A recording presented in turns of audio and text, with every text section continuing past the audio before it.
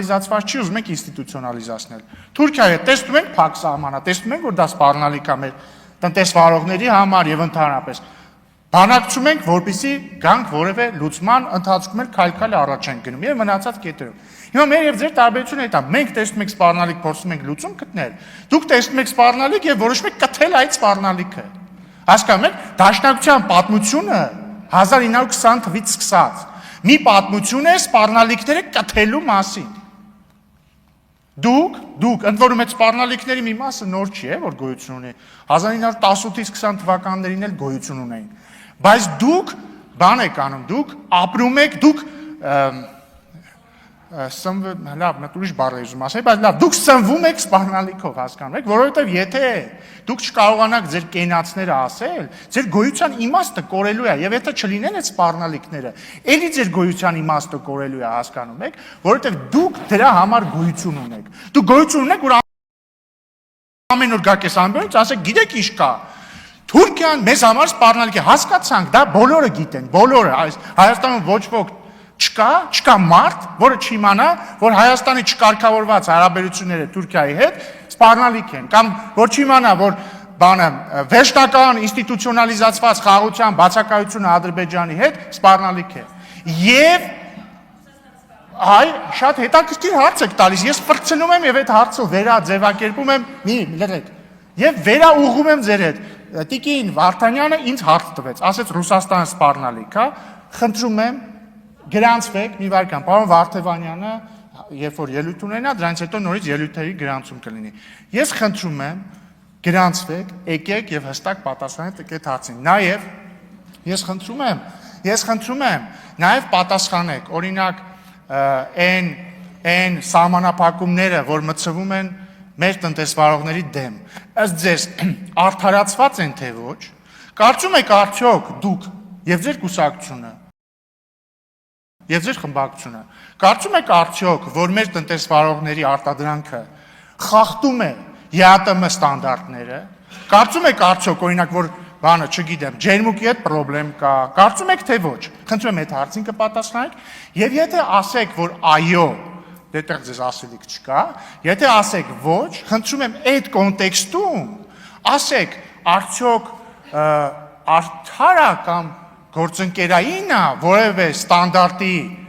խախտում չպարունակող ապրանքի հանդեպ կիրառել տնտեսական սահմանափակում եւ արդյոք կարծում եք, որ եթե գործընկերային չի, ստեղ մենք նվազն գործ ունենք ինչ որ, չգիտեմ, ճնշման դրսևորման հետ եւ արդյոք կարծում եք, որ այդ ճնշման դրսևորումը ինքնին պարունակում է սպառնալիք, եւ արդյոք կարծում եք, որ այդ սպառնալիքը մեր ինքնիշխանության դեմ է օրինակ։ Այ ես խնդրում եմ Տիկին Վարդան, ես ինձ ուրախ եմ, որ այս խոսակցությունը տեղի ունենում, որովհետև սա շատ բովանդակային խոսակցություն է։ Մի էլի ընդհատեք ինձ։ Այստեղ հարցերը ես եմ տալիս այս վարքյանին, էլի, հետ դուք կգաք, կարող հակադարձ հարցեր տաք։ Տեսեք, հարցը տվեցիք, ես ձեզ պատասխանեցի։ Հիմա ես եմ ձեզ հարց տալիս, այս իմ հարցերին ես ակնկալում եմ ուղիղ եւ հստակ պատասխան։ Հա, մեկ էլ վերադառնալով հայրենիքի եւ որն է հայրենիք քննարկումներին, ընդհանրապես ես կարծում եմ վերջին 2 օրվա մեր քննարկումները կարելի է անվանել որն է բաբո մեր հայրենիք, որտեղ իդեպ հեղինակը նշում է բաներ, որոնք մի մասը քաղաքացիական պայմանագրի նարատիվին են համապատասխանում, մյուս մասը ընդդիմության, բայց ըստ էության պարոն Եղոյանի ասածը ինչ է, ինքը ասում է հետևյալը, ժողովուրդ ջան, կա երկու մոդել հայրենասիրության կամ ինքնության նույնիսկ, հա, ինքնության։ Տեսեք, օրինակ, չգիտեմ, Ֆրանսիայում, ասենք, ազգային ինքնության ուրիշ մոդել կա, այնտեղ կարող է մարդ լինել սևամորթ, բայց ֆրանսիացի, ինքը բոլորն են ընդունում, որ դու ֆրանսիացի ես։ Իհարկե այդ ֆրանսիացու, ասենք, պապը կամ պապու հայրը եկել է ենթադրենք բանից, Սենեգալից, բայց ինքը ֆրանսիացի է։ Ամերիկյան մոդելը, այնտեղ բոլորն են ամերիկացի, անկախ ամեն ինչից, հական արևելաեվրոպական երկրներ, ասենք Սերբիան, որտեղ ինքնությունը ոչ թե լեզվի վրա հիմնված, այլ կրոնի, օրինակ սերբը ինչով է տարբերվում խորվաթից, որտեղ սերբը ուղղափառ է, խորվաթը կաթոլիկ է։ Հիմա մեր դեպքում կա տեսականորեն կարող ենք մեր ինքնությունը մի քանի մոդելի վրա կառուցել։ Իհարկե ես չեմ ասում, որ մի մոդելի վրա կառուցեցինք, մյուսները կորում են։ Օրինակ ես չեմ ասում, եթե ասենք բանը հայաստանցին նա է, ով Հայաստանի քաղաքացի է, դա բավարար ինքնությունը ամբողջովին չի ձևակերպի, որովհետև Հայաստանում ապրում են օրինակ ազգությամբ հայեր, որոնք Հայաստանի քաղաքացի չեն, բայց համաձայնեք բոլորս էլ կասենք, որ ինքը հայաստանցի է։ Հիմա եթե մենք ասում ենք մեր հայրենիքը, օրինակ Ադանան է, այդտեղ անխուսափելիորեն հարցեր են առաջանում, հասկանում եք, օրինակ ինչ անել այն հայրենիքի հետ, որը Հայաստանի Հանրապետության մաս չի։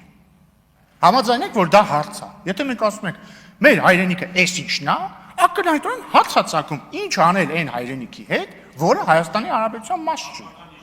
Չէ, մի վայրկյան, պատմությունը ուրիշ բան է, այստեղ մարդ չկա օրինակ, որ ժխտի, չկա,